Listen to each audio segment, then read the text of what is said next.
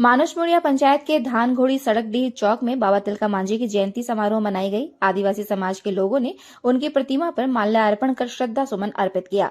कार्यक्रम का आयोजन ग्राम प्रधान सोमाय मुर्मू की देखरेख में आयोजित की गई। इस दौरान वक्ताओं ने कहा कि बाबा जी का मंदिर भारत के प्रथम स्वतंत्रता सेनानी का है, लेकिन इतिहासकारों ने इतिहास के पन्ने पर उसे जगह नहीं दिया।